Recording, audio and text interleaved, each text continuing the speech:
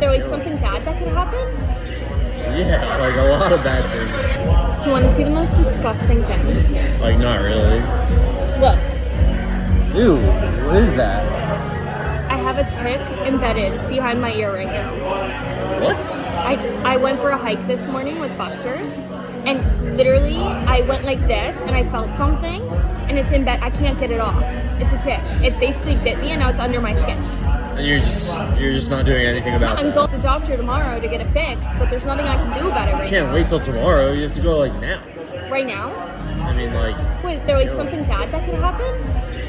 yeah, like a lot of bad things. What do you mean? And you get Lyme's disease and That alpha sounds gal. scary. And, What? like, Wait, what's that? I've never heard of that. What of what? Any of that.